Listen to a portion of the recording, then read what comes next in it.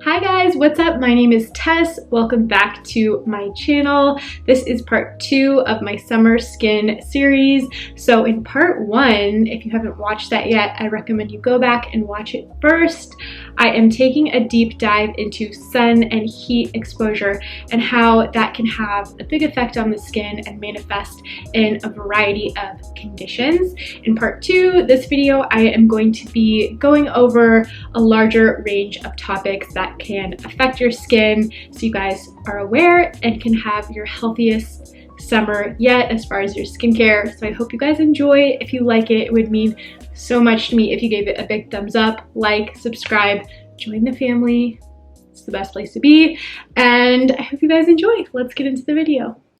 The first thing I want to talk about is airplane travel, and I know that's going to be definitely reduced with quarantine and COVID, people staying home as much as possible, but I know some people still are traveling, so I wanted to give you my tips if you are traveling on an airplane. First, if you are getting on an airplane, you're gonna want to make sure you close that shade if possible. If you have the window seat, if you are sitting next to somebody at the window, ask if you can close the shade. Tell them that you are closer to the sun, and that significantly increases your risk of damaging UV rays. So close that shade. Number 2, avoid doing any of those masks, any skincare you see people doing on an airplane. The only thing you'd maybe want to do is add a little bit of moisturizer over top of your skin, but you don't want to do anything that is going to get the skin wet, that is going to leave it susceptible to a low humidity environment that potentially has more bacteria and harmful pathogens floating around. So no skincare on the airplane. Do it before and when you land. My third tip for traveling on an airplane is go ahead and layer up. I briefly mentioned this in the video prior to this one. For people who are dry skin types especially, being on an airplane, you are in a very low moisture environment, not a lot of humidity in the air. So you're gonna wanna layer up. My preference for this is water binding ingredients, such as hyaluronic acid. I will use a toner with a hyaluronic acid to bind moisture to my skin. I will apply a serum, possibly a hyaluronic acid serum, a moisturizer, and then of course my SPF. If you are exceptionally dry, you may consider a face oil. Somebody who is feeling constantly dry and dehydrated on an airplane, that will add an extra layer of occlusion. Just make sure you wear your SPF. Again, you will be closer to the sun and all those damaging rays, so make sure you wear your SPF. It's also not a bad idea if you are somebody who likes to wear makeup to wear a mineral makeup. This is going to protect the skin, add an extra barrier from anything damaging in the airport environment, or again, being closer to the sun. It's going to provide a little extra shield for you. So just know that makeup isn't necessarily bad on a plane. I think it gets a really bad rap, but if you can opt for something like a tinted mineral sunscreen, that's actually great protection for your skin. Try to avoid purchasing all the little travel size products. I know they're really cute and tempting and they just look so convenient, and it seems like such a good idea when you are at Target or at a store where you see travel size, but I do not recommend travel size product. First, you're really spending a lot of money for what you are getting to buy travel size product. You're not getting much. It's way more efficient to buy something in bulk or just a normal quantity and then parcel it out into your own containers.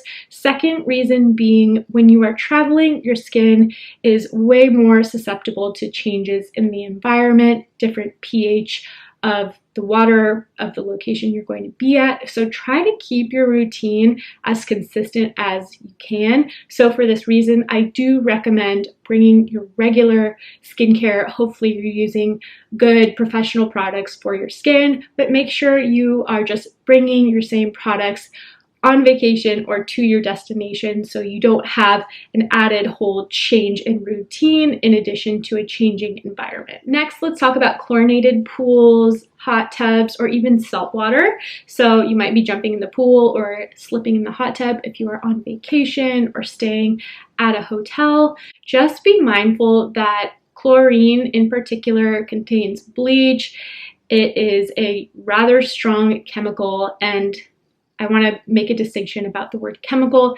Not all chemicals are bad. Even water is a chemical, but something like chlorine can really exacerbate pre-existing conditions such as eczema, psoriasis, even acne. Chlorine is a very different pH than your normal natural skin. It's going to leave it very alkaline. So make sure when you are jumping in a chlorinated pool that you rinse off as soon as possible after. Use a mild cleanser. Make sure you are hydrating the skin.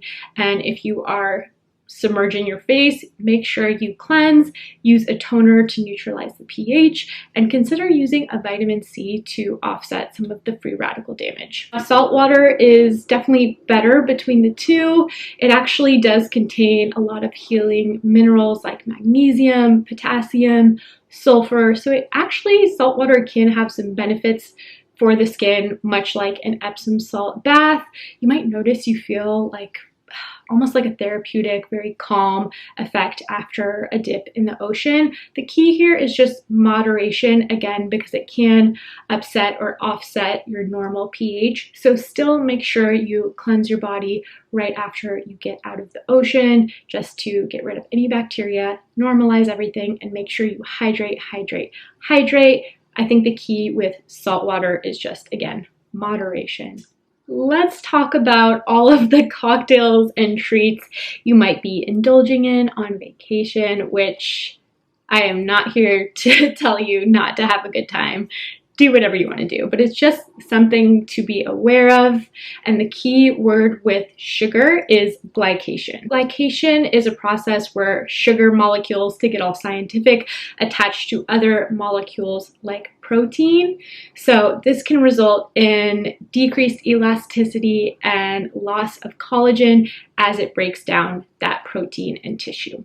Glycation also adds to increased free radical production and more inflammation, all just fancy ways of saying it can ramp up the aging process. So just be mindful if you are indulging in sugary cocktail, sugary dessert, sugary dinner, if that's a thing. Just be mindful of how you can incorporate more balance.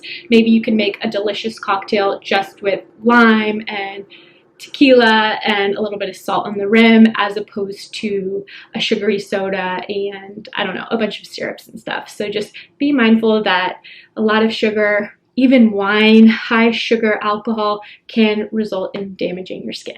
Lastly, I want to make the point to be extra mindful of actives in your routine during the summer months. Examples of actives would be, for example, salicylic acid, benzoyl peroxide, vitamin C even, if it is an acid version, any type of retinol, retinoids, any AHA, BHAs, chemical peel type of active product. Just be mindful that the heat can exacerbate inflammation, any type of irritation that could occur from overexfoliation. Always want to be mindful of how you use actives in the same routine. For example, a retinol with a salicylic acid in one nightly routine, I believe, would be too much exfoliation and could lead to inflammation. And in the summer months, especially when we are more prone to inflammation, heat, rashes, acne, just be mindful of how you are using those actives in the routine. Not to say vitamin C doesn't have a place in a summer routine. I'm a big advocate of vitamin C every morning, especially as an extra source of protection from the elements, but just be mindful, for example, if you are going to be working out in a super hot, heated environment wearing a 20% L-ascorbic acid, it could lead to a little bit of inflammation and breakout. I think it's best to really focus on water-based hydration, using cold tools, and just overall keeping the skin hydrated, calm, and cool. Okay guys, that is it for this video. I know it was kind of a mouthful. I'm a little bit out of breath, but I hope you enjoyed or found some value in this video. Please let me know what you thought. Go ahead and watch part 1 if you haven't already. Always look forward to hearing your guys' feedback, so let me know. I love you guys, and I will see you in the next video. Never ever meant to be so sour, baby. Running out of steam every day.